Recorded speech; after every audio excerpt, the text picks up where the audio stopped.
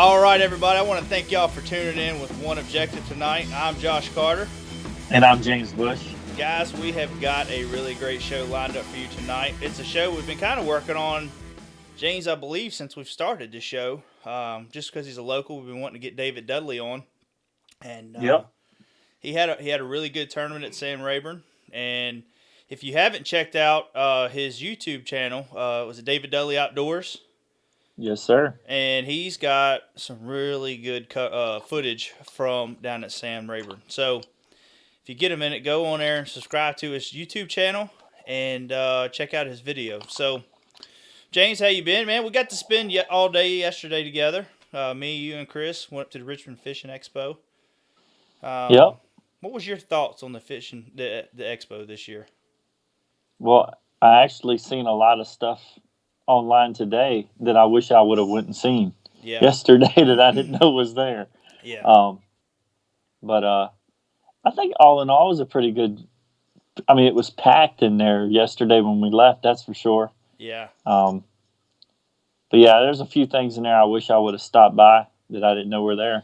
Yeah, that was me. I seen some people posting pictures and some baits and some people that I didn't even realize was there either. But I mean, it was nice to see some new companies in there. It's, with Timmy Horton.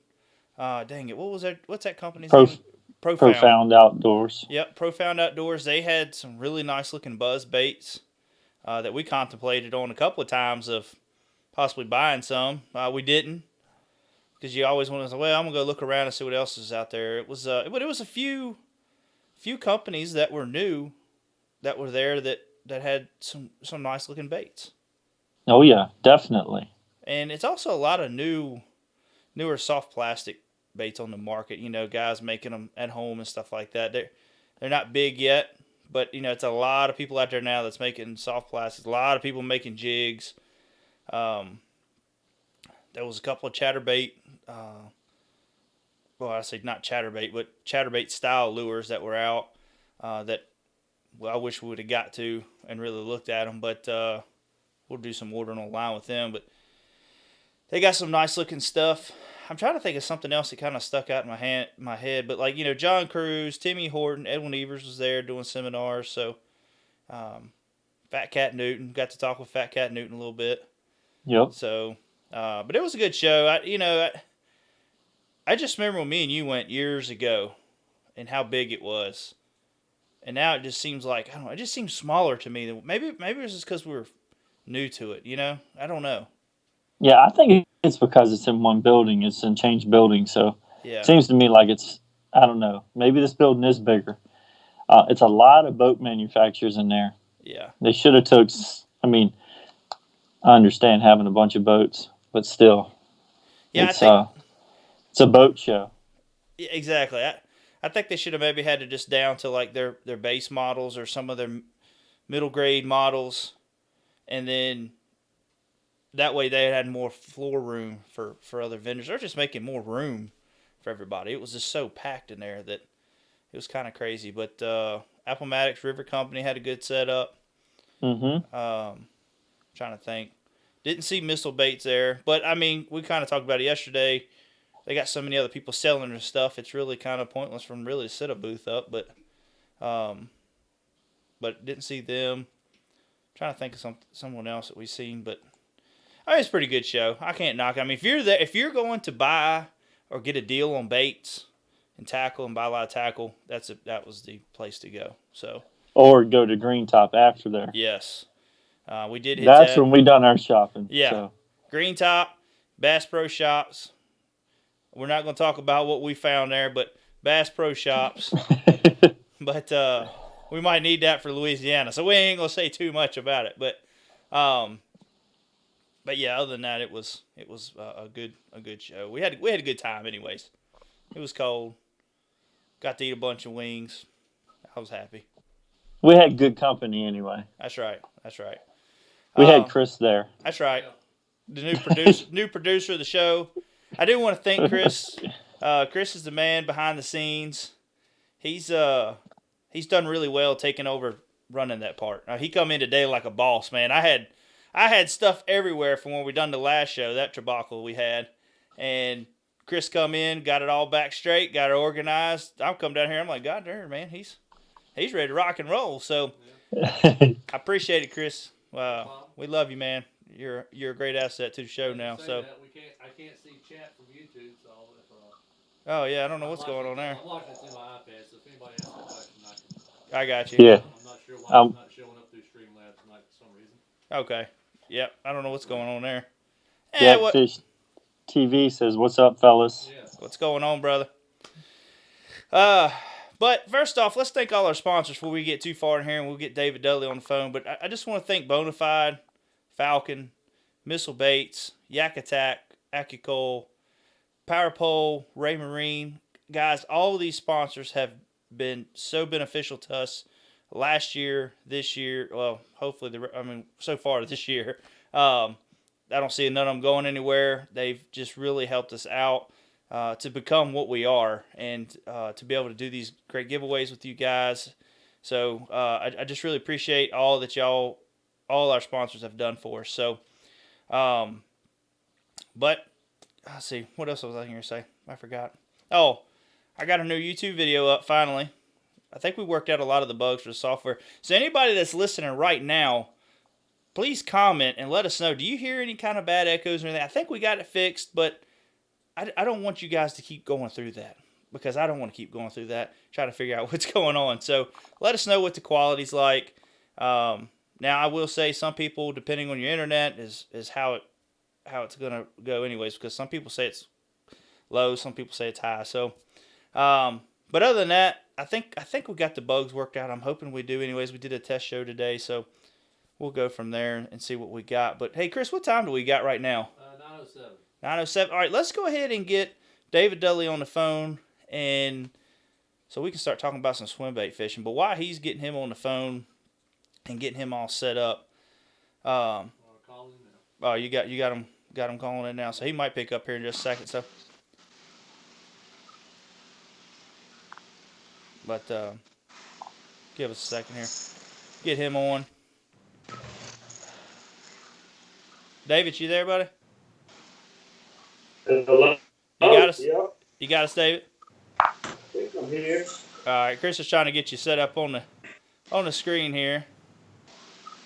We'll have you up in just a second, but we're gonna have David on tonight. We're gonna be talking about swim bait fishing, and kind of talking about his Sam Rayburn tournament. He had a really good event, and Chris, you getting him up there, bud? Yeah, I'm getting him. I got it. I got you. I got it. Share image there. Yeah, it's All right, we're having a little technical issues there, but we're getting you on, David. It's not a good show if you ain't got a technical issue going on. I've got it on share video. Should be popping up here soon. David, can you see us, man? Yeah, I can see both of you. Okay. All right. All right. We're trying to get your feed up on there, but we'll talk to you a little bit while Chris is trying to get your video up on there. I don't know what's going on there, but so David, talk a little bit about Sam Rayburn and how that went for you, man. I appreciate. Well, first off, I appreciate you coming on before we jump into it. I know we've been trying to work this out for a little while, and every time I want to do a show, you're really busy. You're a busy man, so but I appreciate you coming on tonight with us. Yeah, I appreciate you guys giving me the opportunity to join you. But let's talk a little bit about Sam Rayburn, man. I mean, you had a really good event there. I know it probably didn't go as planned the way you wanted it, but I mean, all in all, you had a really good event. And me and James was watching your YouTube videos that you had, and kind of you were going in depth on your day one when you was catching them on swim baits and stuff like that. Kind of go into a little bit on how your practice went leading up to that.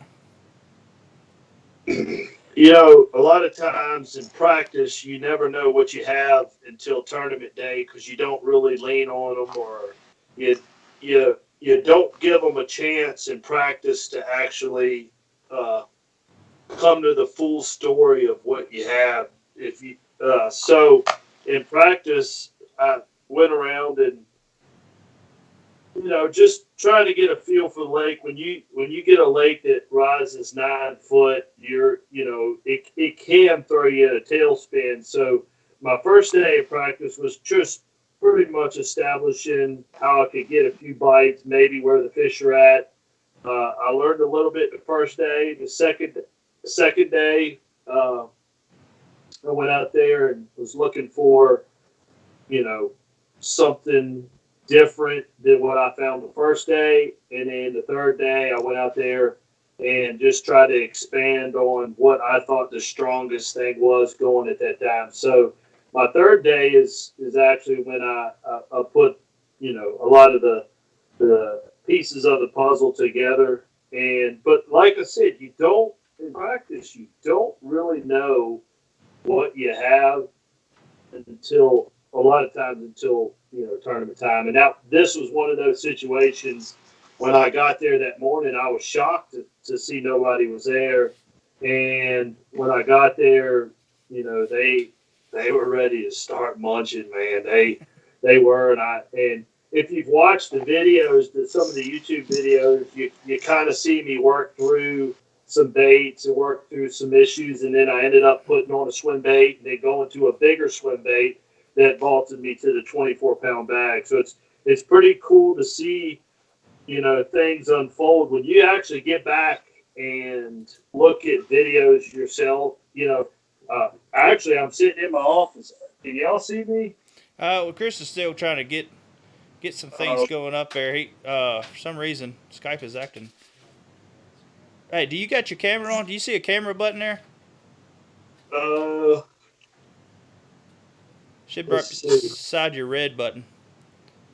Yeah, I see it. Let me see if I can. Yeah, click that if you can find it. But yeah, it was pretty cool just to watch you be able to put it together. And then not only after that, you still went offshore and was able to go drop shot fishing and and just nonchalantly, you had a good limit, so like you was just having a good time then, just out there catching fish and just trying to find some new spots to build on. How about now? There we go. There's you go. Hey, there's that pretty looking face there. How you doing, David?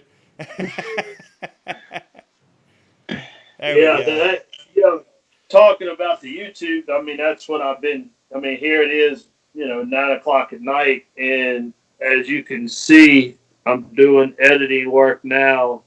I don't know. I reckon you saw that. I'm doing editing work now for getting ready for some posts to go out. So it's really cool to go back and actually watch the video of yourself, and I can actually learn stuff by watching video of myself, and it was pretty cool to watch myself go through the baits from the drop shot to the smaller swim baits to the next thing I know, I put on a big one, and then I caught 24 pounds on a swim bait, a bigger swim bait.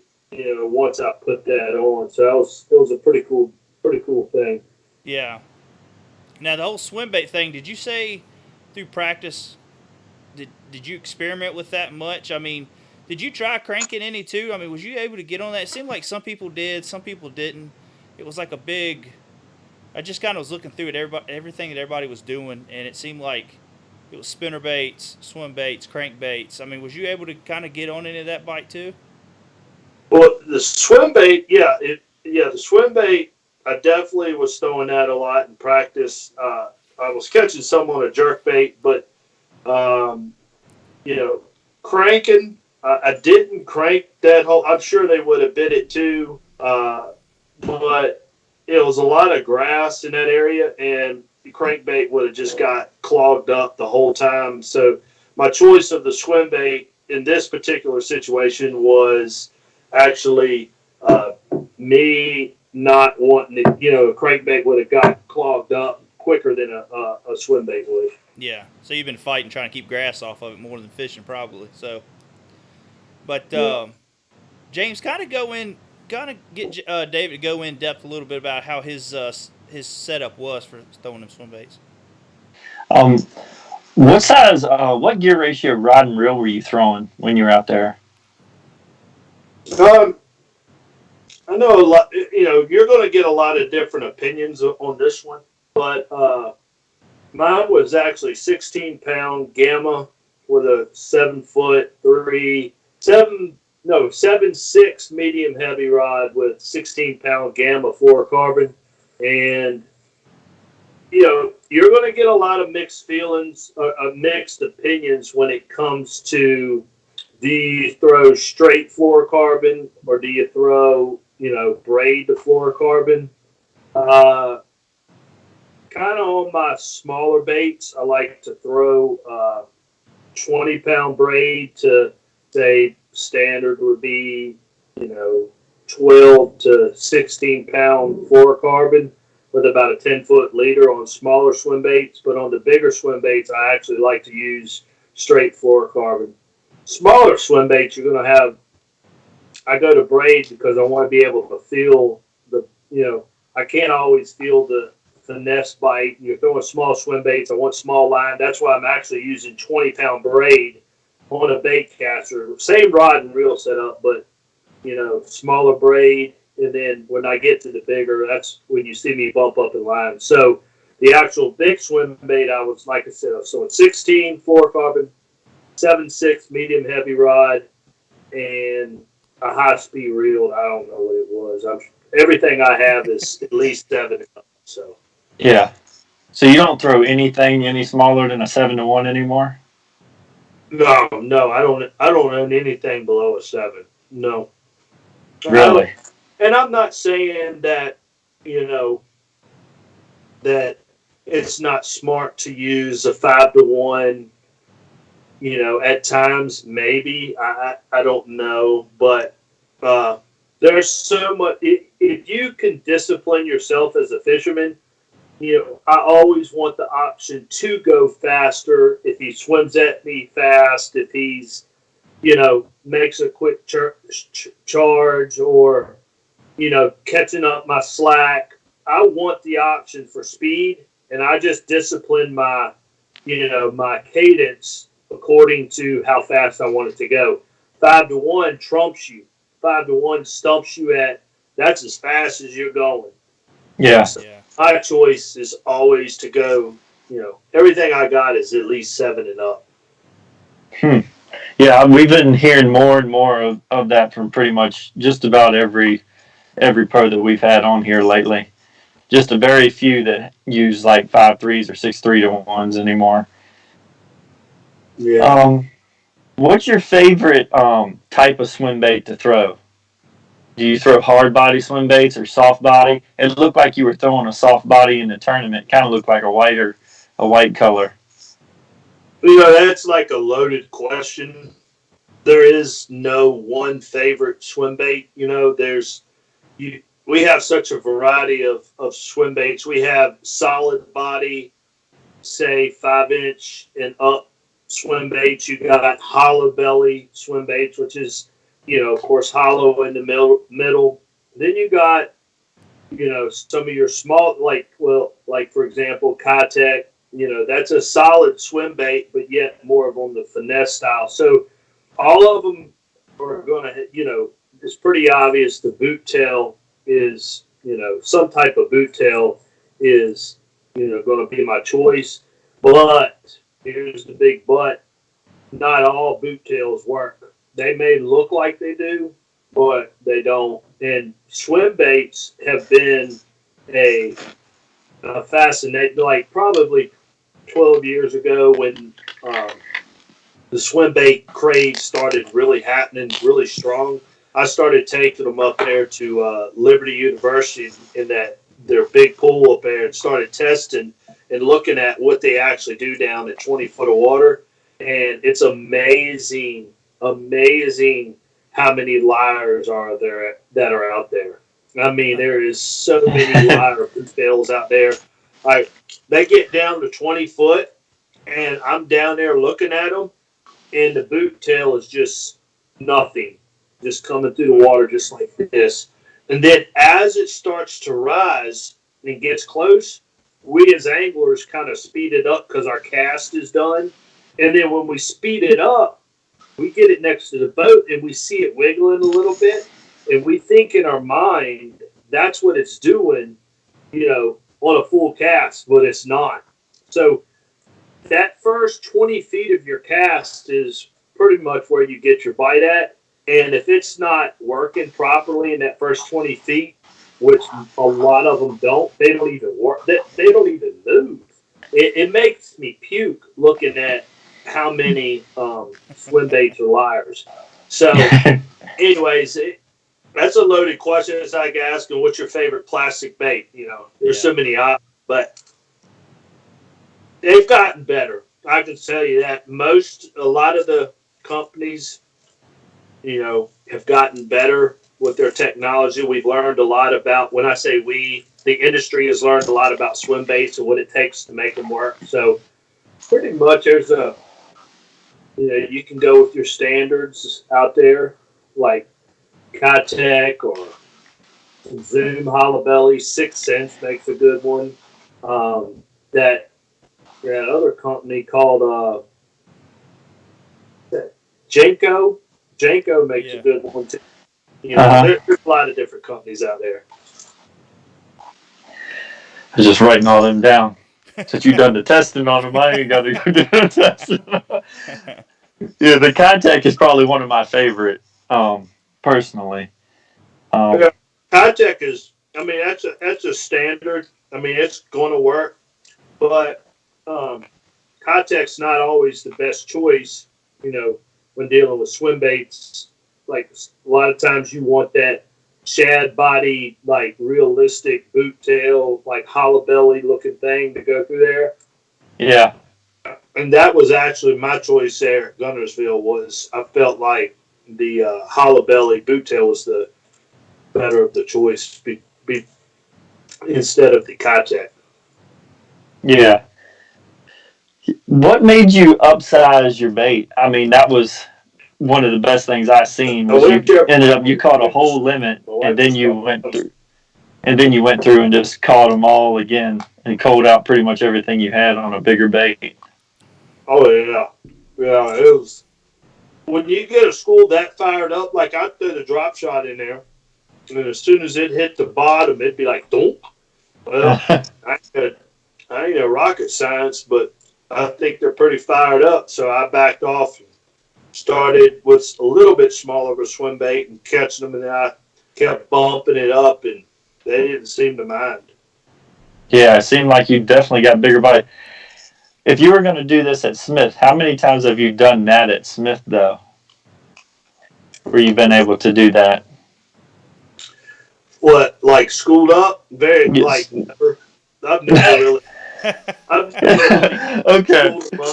At Smith, that lake's not like now in the summertime when they get to schooling out there. Sometimes they get you'll have pods of 5 to 10 maybe, but I've never busted a school up at Smith Mountain in my whole life. Like maybe top water, you might see a school come up here or there, but I've never took a swim bait and busted a school up.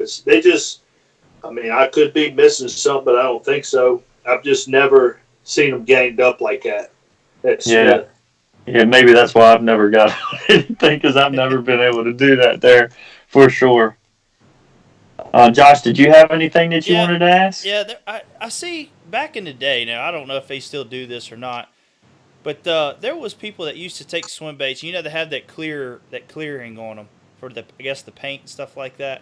And I've seen in Bassmasters before, they had a tip one time talking about ripping that clearing off because it helps the bait swim a little bit better sometimes. I don't know why. I can't remember what the article was, but I've seen people do that where they'll just take that clear coat and it peels right off of there. Have you done anything like that? That's what they call the condom. Yeah. Them off. But yeah, what they're talking about is double dip swim baits, and a lot of times in order to give them bulk, and to cover up the paint job, they would double dip them. And what happened is when they would double dip, so they'd have the plastic body with the paint job on it. Mm-hmm. Then they would dip it back down into a clear plastic to to put a coating on it, and when they would put that coating on it, it would restrict that movement of the body. So if you take your fingernail, you can start scratching off of it and peel off take the extra layer of the condom off, is what they would always say, and then it would give it a lot more action. But you're sacrificing losing a little, the paint job wouldn't stay on it as well, or that was back in the day, man. We've got, like, I think there's a lot of companies that still double dip. 6 Sense, his probably has the best action, but a lot of action, just because it acts, it may really boot a lot. That doesn't always transfer into bites. The more movement you have doesn't mean more bites. Sometimes they just, like a zoom is just a steady, it's not overacting while it's out there versus a 6 Sense. 6 Sense is just, the movement is incredible in that. But Chris, you got to let the fish tell you what they want. Yeah. You say we got a question, Chris? Viewers got a question here. Insignia Fishing wants to know, David, do you ever think you need 2 screens on the bow? I think he's referring to the depth finder. He said, do you ever think you need 2 depth finders on the bow of your boat?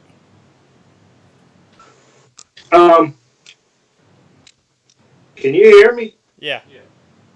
I don't think these things were transferred the whole time. It sounds good either way. Can you hear me now? Yeah. Okay. Well, I don't know why they ain't transferring. Yeah, no. I don't know. I've been a one. I like one up front. I'm not saying that's the best choice, but I think this year I might be running 2 with that live.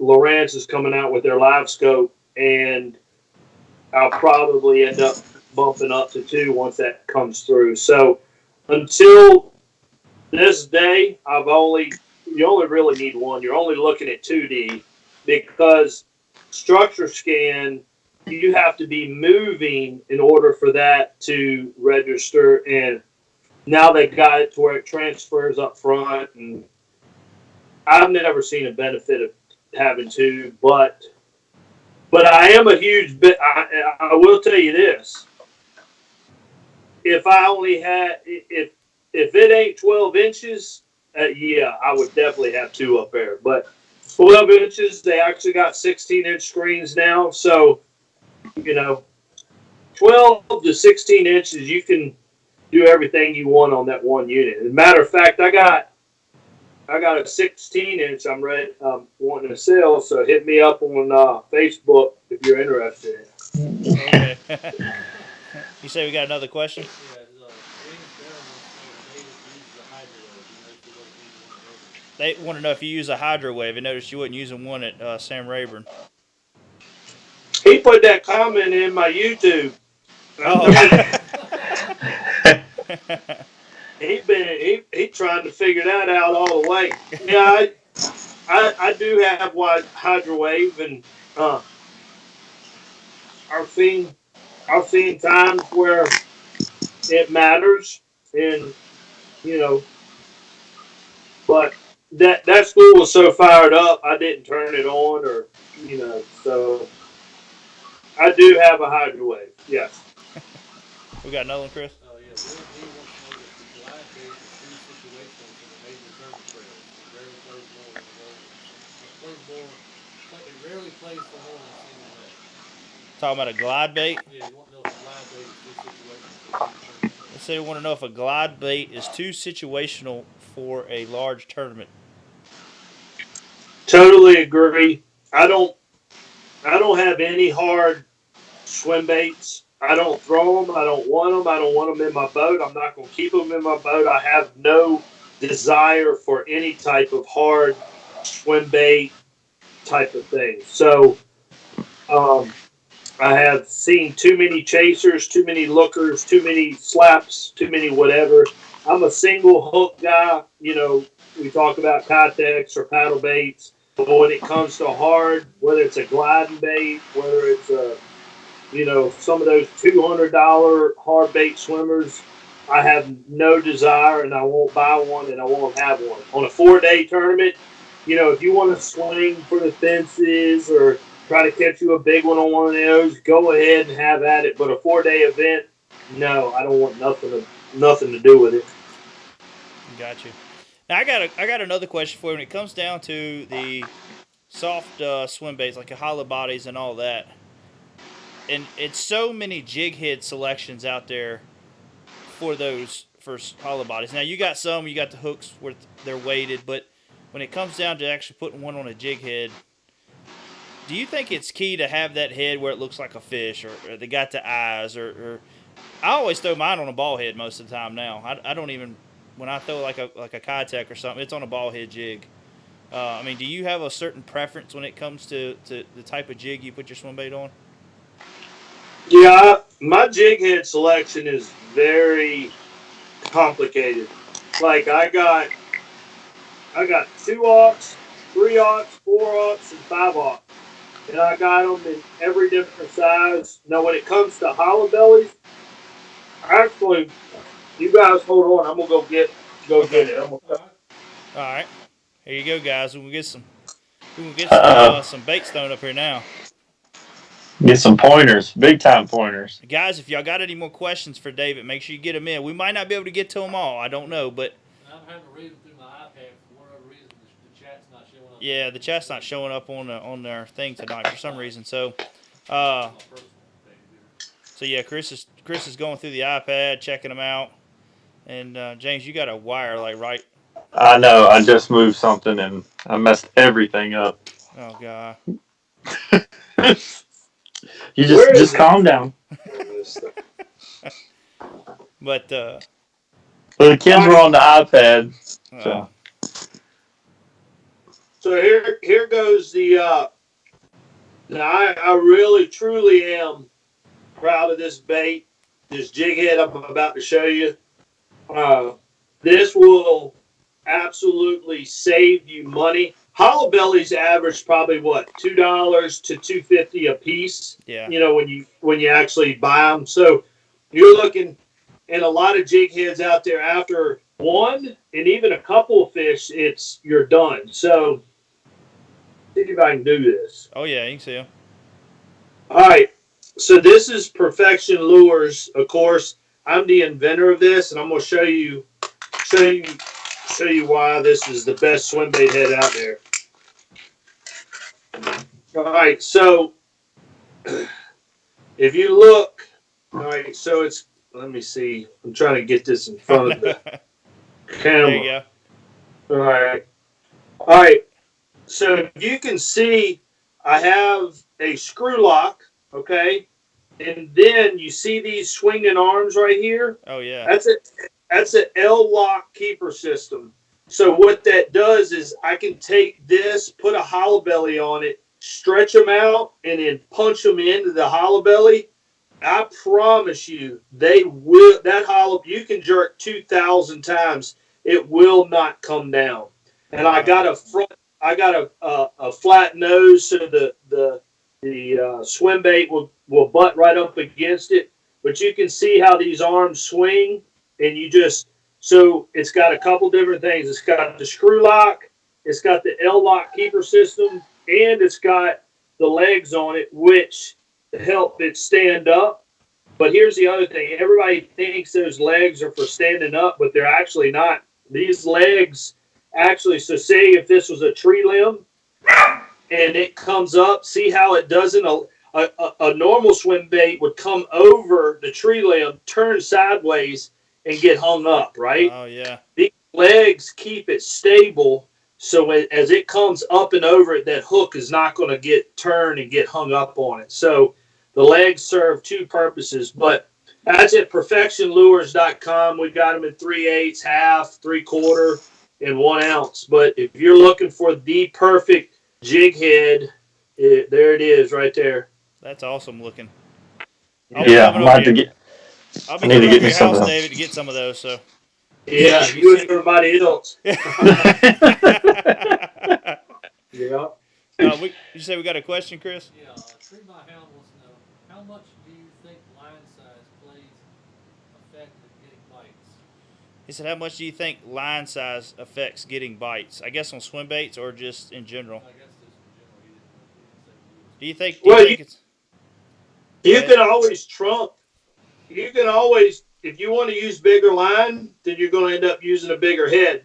You can you can always trump the line theory with size of head. You know, the size of head is the motor, and there's a lot of swim baits that require a big motor. Like you got to have a 351 to make this swim bait work. You know, motor, but huge fan, huge believer in line does make a lot of difference. Do I actually think the bass are seeing the line when it comes through? No.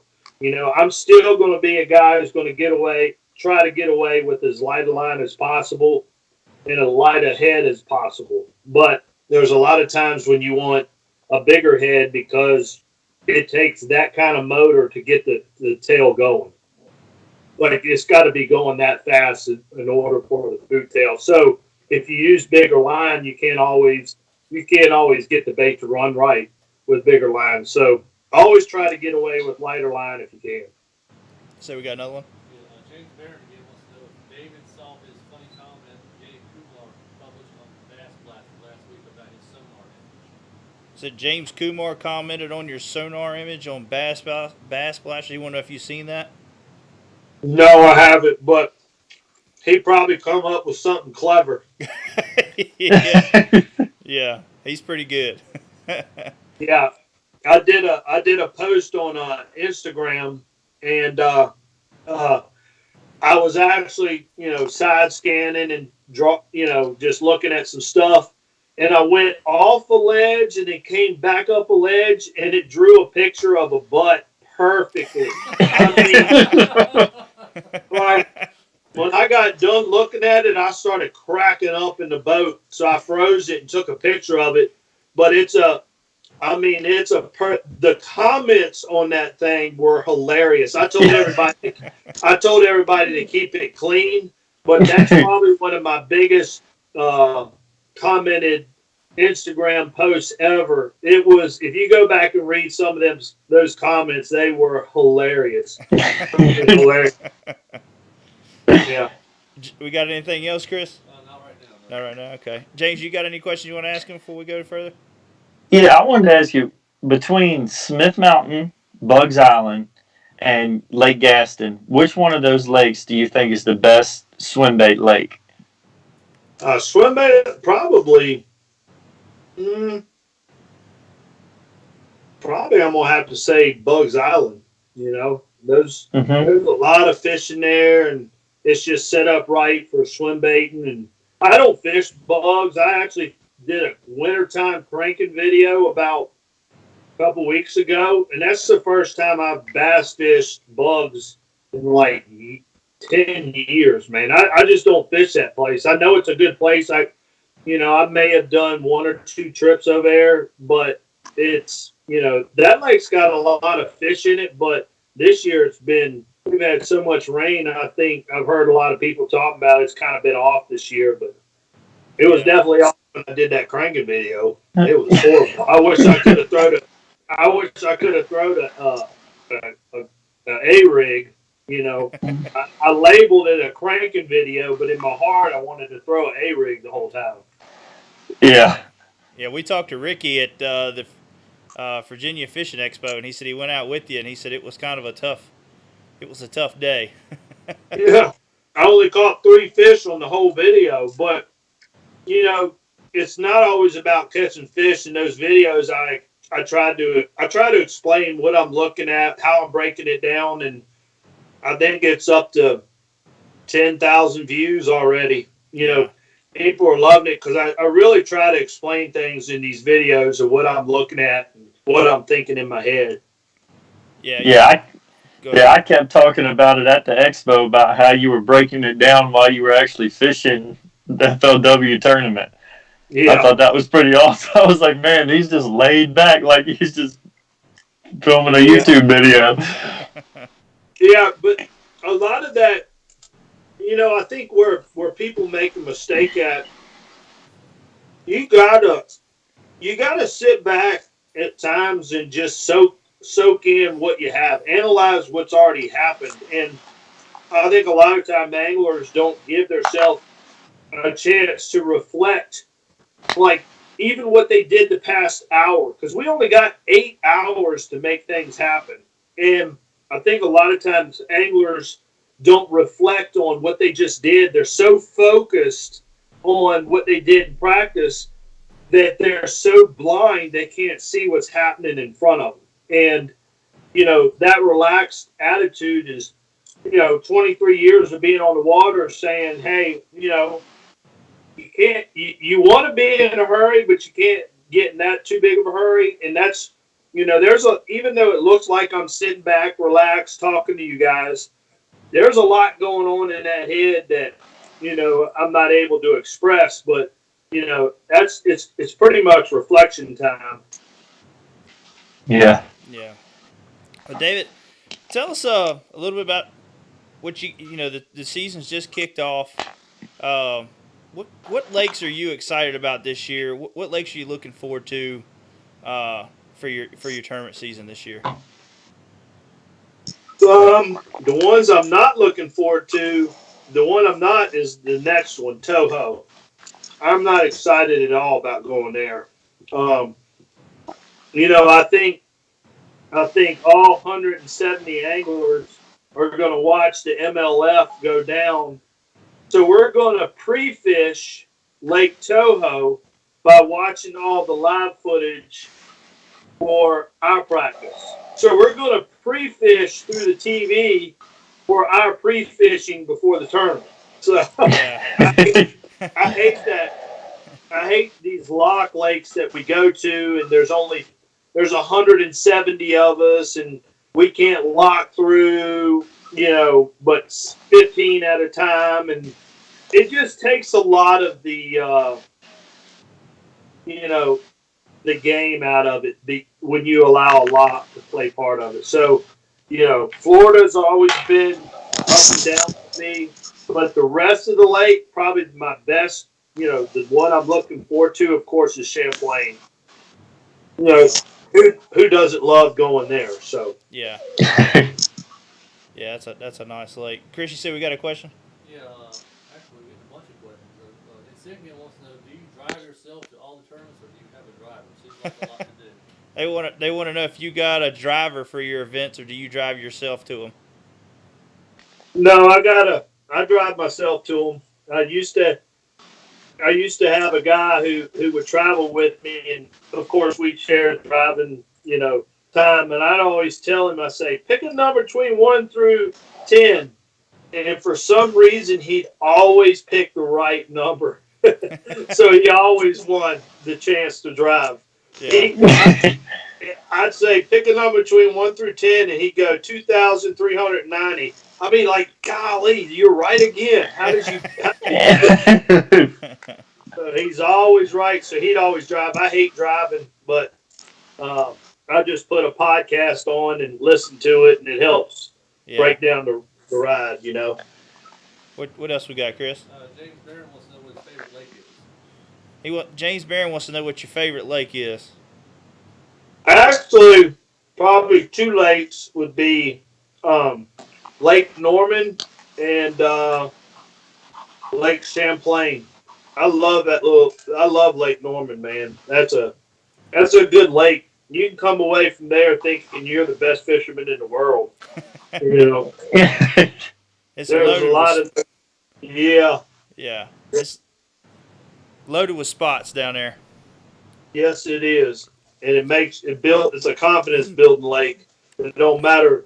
You could say, "I'm gonna pick up a jerkbait." You throw a jerkbait, you gonna catch them. You gonna pick up a crankbait, you pick it up, you're gonna catch them. So it's it's a really good lake to learn on, and you get a lot of bites. You get rewarded with bites. So Lake Norman and Lake Champlain is my answer. What else we got, Chris? Kenny Johnson wants to know. Well, he said he loves his YouTube videos and he thanks him for putting them out and wants to know if does he plan on doing any more random lake videos. Kenny said he likes your videos. He appreciates you putting them out, and he wants to know if you're gonna do any more. What would you say, random lake videos? Yeah. First of all, I know this guy. I went to school with him, and he's lost his dad not too long ago, Kenny. So I hit you up on Facebook. Sorry to hear that. Your dad was an awesome guy, but we actually have a video coming out. It's either going to be the video I'm editing right here is actually breaking down a new lake. So if you can see, I'm sitting here at the computer editing out. So if I can get that done tonight, that one will be out tomorrow. If not, it'll be out Thursday. So yes, I got one coming to you, Kenny. All right, got anything else, Chris? Yeah, the Signia wants to know if he's going to fish Worlds again next year. Oh yeah, I want to talk to you about that too as well. But they want to know if you're going to fish the World's Championship again next year. Yeah, we're actually coming to Lake Murray in South Carolina. So it's going to be really. Yeah. Yep. So that'll be exciting. Go into this one more thing with that because I did want to talk to you about that. Talk about the World Fishing Tournament. I seen all the pictures and everybody, man. Y'all had tell us a little bit about just getting down there to the lake, what it was like. I mean, I seen y'all had an escort and the Mexican police and all that. It was crazy. Yeah, that ain't a place you want to. That's not a place you want to live. I can tell you that right now. No, it was legit, man. It was. We went through the cartel area. It was probably like 3 hours of driving through some of the worst cartel area there. So we had to have an escort. Once we got to the compound, it was okay. I felt a little bit safe, but the fishing was okay. It looked like we smashed all these big ones, but that was a lot of fishing to get some of those bites. So it wasn't like a slugfest, but it was good fishing. I'm sure there's time of the year when you can go there and slaughter them like in any lake, but yeah, it was. I would never go there.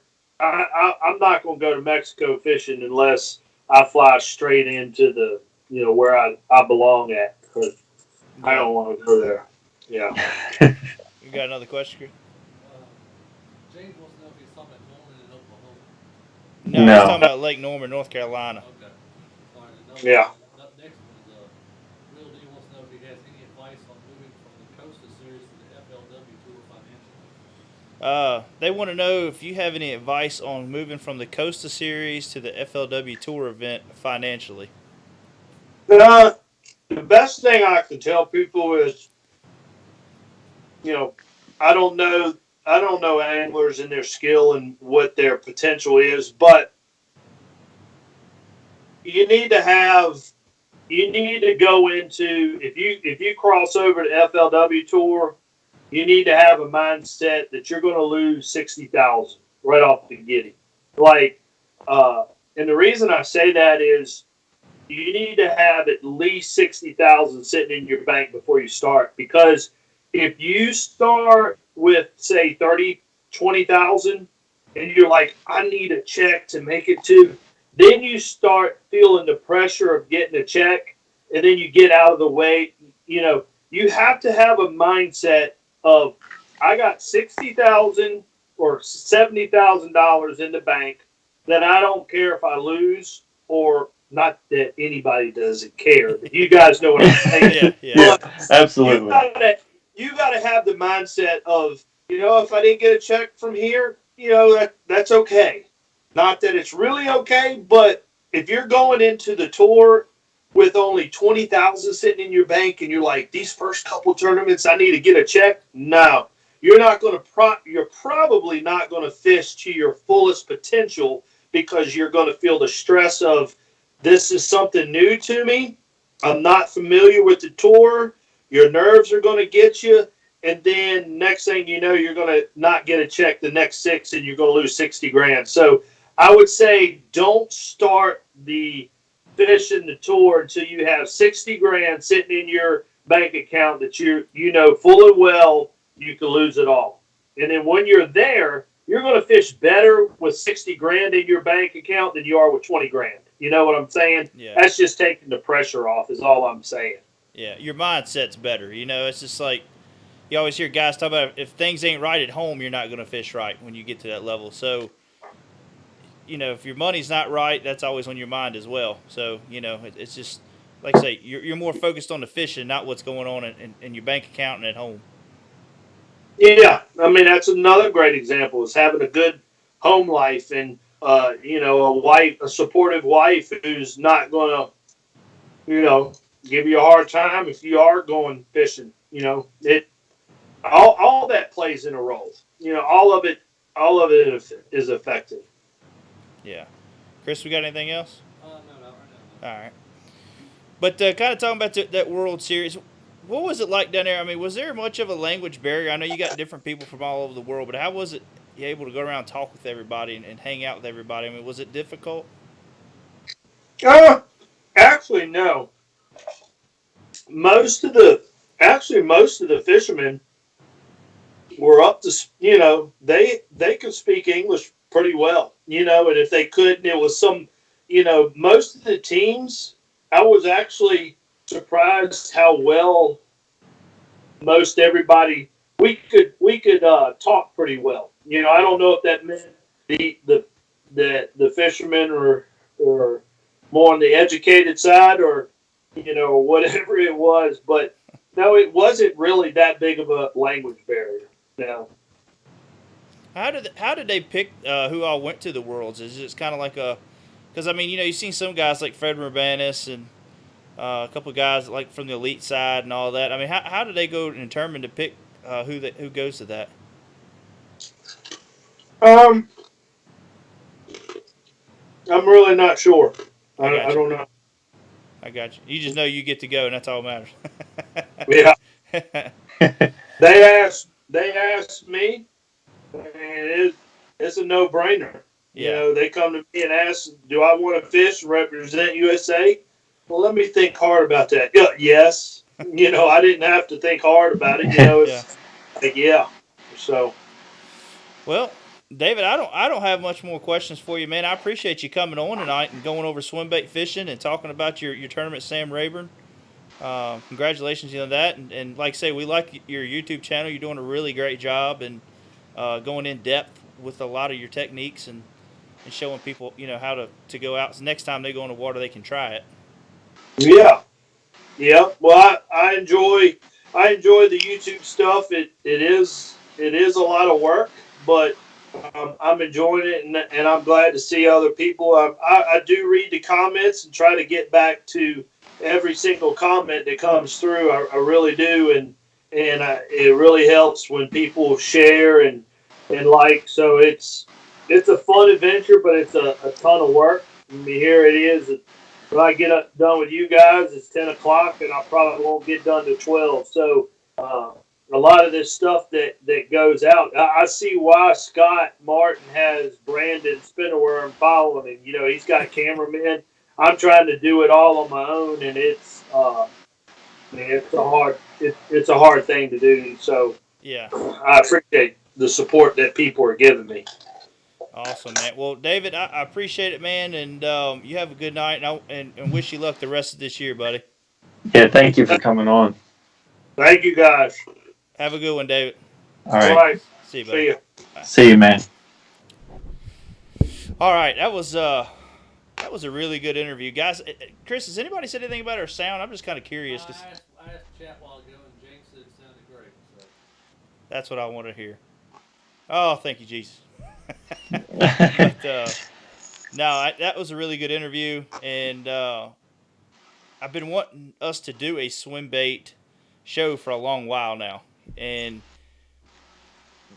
being as that David just did his, and James, you brought this up.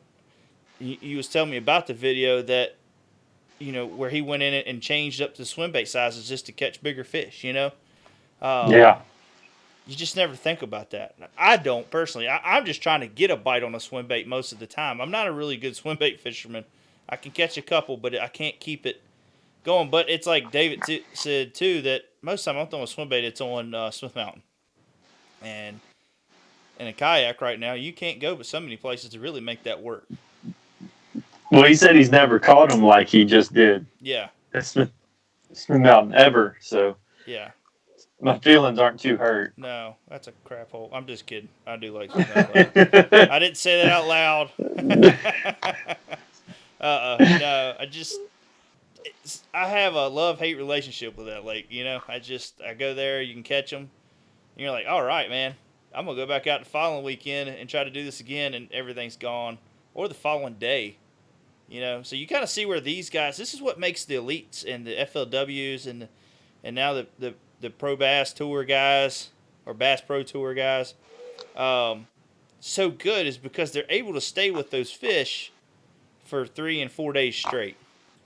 You know, Oh, yeah. So and like say in practice, it's like David said, you don't really know what you got until the first day of the tournament, because a lot of these guys don't set hooks, you know, or they'll just kind of just pull them up to the boat. They don't have a hook on it at all. So, you know, just to be able to stay with that, just going to show you the level that they're at.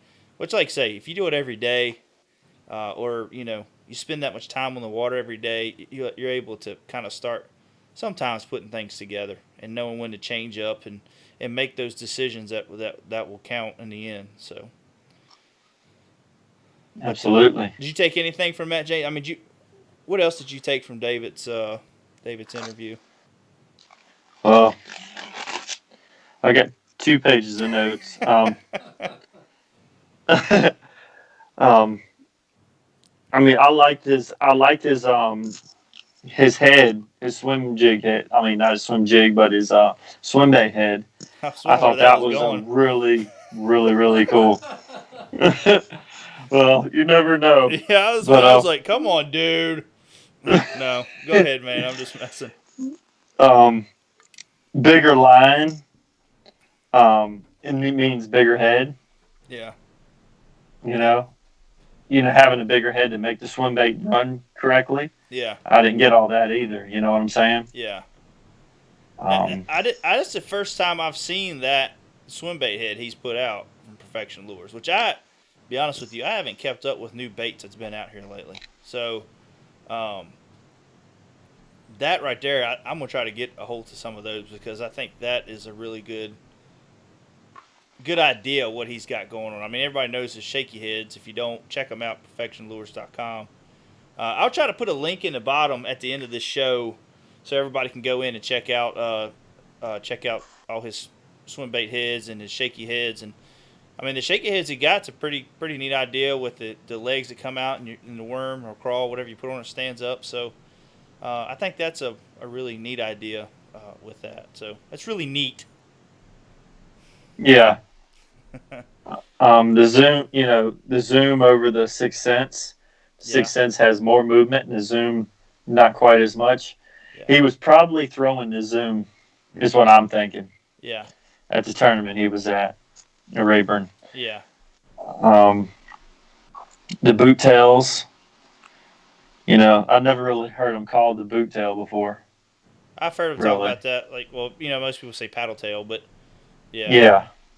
Now, I did like the fact that he was talking about going to LU, because there's actually an article a couple years ago. It was either in Bass, no, it wasn't in Bassmasters. It was FLW or Bass Magazine, one of the two, that was talking about him going to LU and going to their swimming pool and throwing those things. And like you said, a lot of these swim baits companies are liars about, you know, I'll say the company itself is, but just the bait itself, they probably don't test it out that much. You know, they have a little roll pitch out there, and they reel it in, and that's what you got. And you never really think about what that bait's doing the further it gets down there in the depths of what the bait is actually doing when you get it down there. So, absolutely. Chris, we got anything coming through? I mean, is anybody saying anything anymore? No. What, David Dudley gets off, nobody wants to talk to us no more. That's just how it is then, I guess. But but no, it kind of makes you start thinking about your swim baits now, you know, because I know I got a lot of them that are probably junk. You know, now I got to go spend some money again. I wish I'd done Yeah, this before the Richmond Expo. I know, right? So we could have went. It Yeah, because was, I know I have a lot of lures that I know aren't that good. yeah. Swim baits. I can't even remember the name brand of them anymore. I am not. I can't. Yeah. I know. I do know. I like the Zoom ones. I got a couple packs of the Zooms, and they're really well. Now I do. I will say this: like the Super Fluke paddle tails, Uh I've huh. noticed issues with those when you get them really far out there, of them not wanting to work right. You know, like it's a great bait if you're just kind of going down the bank, slinging one out around some trees, something like that. You're trying to get a little reaction bite, but I've never done really well. I've always mainly used if I'm throwing something out. Like I went out with Mark Daniels last year for the Bassmasters Classic, and he was taking. Oh man, I can't think of the bait. It wasn't a Kitech. It was like a Kitech kind of deal, but it was like a kind of like a Fat Albert. Not Fat Albert. That's a Zoom grub. It kind of reminded me of Impact Swimmer, you know, and Yeah. but he was just throwing that thing and throwing a ball head and letting it sink to the bottom and just started reeling it back, and he was catching them, you know, catching them spots and stuff like that deep. So, anyways, but yeah, that was just watching Mark Daniels do that give me the confidence to go out and throw a swim bait more, and I have. That's what I've started throwing them a little more since then. But to kind of get into hollow belly stuff and all that, it was just really good interview on that. So, but Absolutely. kind of want to talk about one more thing. My wife's telling me to get off football game. Chris, can you find out what the score is on the game right now? Huh? Tied. Is it tied? Yeah. Oh man, how many minutes got left? Oh, they're going in overtime. Oh, they're in overtime. All right. Got the championship games going on right now, football. So, but kind of want to talk a little bit about what we got coming up. We said this is going to be big news. It is for us. It's going to be a beginning for us. But I don't know if a lot of you guys have heard of Twitch. It's Chris. It's mainly based off of game streaming, right? Yeah, but they've expanded it out now where we can do in real life stuff too. So. Yeah. So now they got like travel and outdoors, and if you get a chance, go to Twitch and check them out. I don't know if is it going to come up on there, Chris, like that. I'm gonna find a picture of this. Oh, okay. And go on Twitch and just check it out. I mean, a lot, like say, probably what 95% of it, Chris, is gaming. Yeah. But if you go in there and search around, you'll be able to find some like outdoor videos, and a lot of it's just all live streaming. So, what me and James are going to start doing is start live streaming through the week of just whatever tackle prep, whatever we're doing. It's going to be all completely random. Yeah, it's You not know. going to be nothing.